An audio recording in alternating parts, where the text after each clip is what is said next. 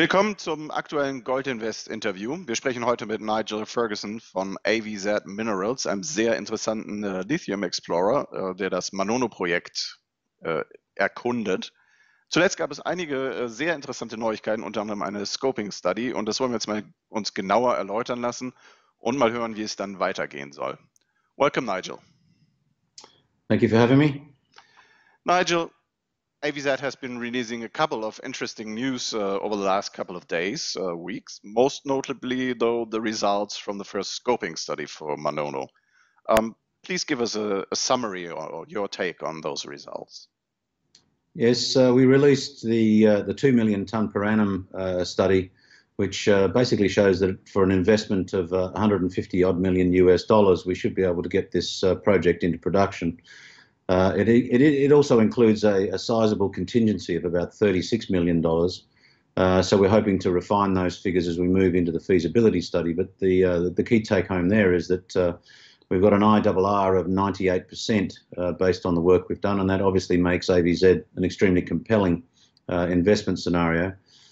Further to this, the NPV 10% of AVZ's attributable 60% in the project is valued at approximately $1 billion.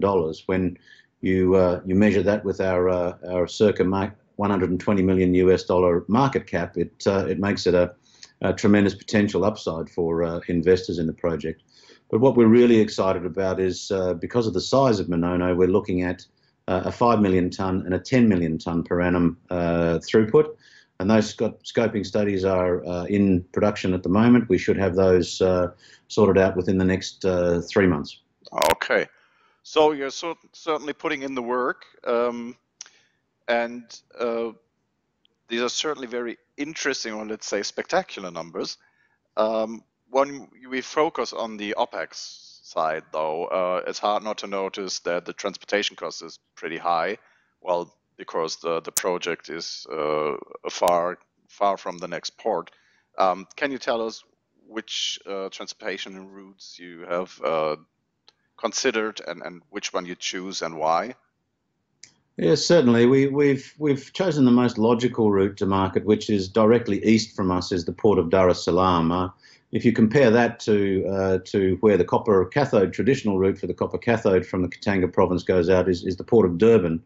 Dar es Salaam is actually about 1,000 kilometres shorter in distance, so it's the most logical route for us. There's multiple ways of us to be able to get there, so part of the study coming up will be to investigate that further. Following on from the scoping study that we've just completed, we're fine-tuning those costings, and we're looking to potentially increase the benefit to us for lowering those costs. With the upcoming feasibility study, we will be spending a bit of time and effort onto the work that's involved in that transport route.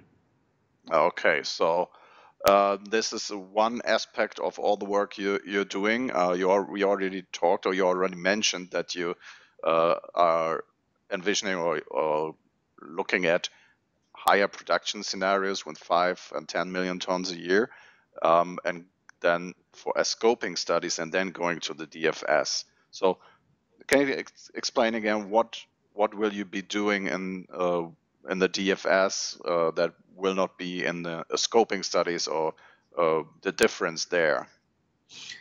Yes, certainly the scoping study is very much the first phase of finding out whether the project's economic or not, and I think we've established that it is, very much so. The figures are quite outstanding. The definitive feasibility study that we're entering into will be a much more detailed document. So we'll be able to refine it, the costs and the parameters that we're being used. We'll be able to decide which methodology we're going to be using to treat the ore to produce the concentrate, and how many tons, what throughput we'll be utilising. It could be 5 million tonnes, it could be 10 million tonnes, or it might be a mixture in between. The level of confidence that you have in a definitive feasibility study is much higher. So the comparison is basically you have inferred resources as opposed to measured resources. Much higher confidence level in the measured resources as you do with a definitive feasibility study, which should be, I believe, to about a plus or minus 10%. So a much more detailed document that gives a lot more comfort to investors. Okay, thank you very much. So you're working on that. You didn't stop drilling. I think you just put out some great results last week, end of last week. The work goes on. What was that drilling for? Yes, you're right. The drill results just continue to come through. Multiple 100 meters of intercepts with grades of 1.5% and above, or 1.4% and above. The history there is that we have 4 drill rigs on site operating at the moment. We have been drilling the resource drilling at Roche d'Or. So the first resource was calculated on only 31 drill holes from 42 drill holes completed at that stage. And that's primarily because 31 drill holes had the assay data for them.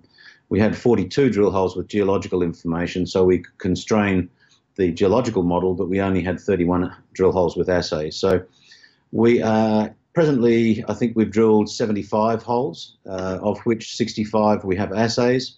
So over the next 3 weeks or so, we'll be rerunning the resource to hopefully upgrade the total tonnages, but more importantly, to upgrade the categories. So we're hoping for a much bigger measured resource and a much bigger indicated resource, because they're the 2 categories that go forward into the mining ore reserves of proven and probable. Okay, thank you very much. So let's assume everything goes as planned. Well, it's mining, mostly it doesn't, but let's assume everything goes as planned. Where do you think AVZ will be with Manono at the end of this year and let's say 6 months from then? Well, in approximately 3 months' time, we should have the 5 million tonne and 10 million tonne studies will be completed. We'll have updates to the JORC statements as well, and we will have all of the met test work. As I said, we're continuing to work on the drilling, and part of that drilling is to collect metallurgical samples for test work to see how we're going to recover, what we can recover from the project.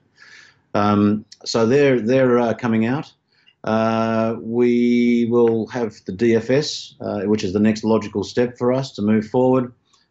We look to bring on a strategic partner in the company, given the size and the opportunity that Manono presents, its tier 1 status, which is undisputed, and the fact that the Manono deposit is becoming very well known in the marketplace.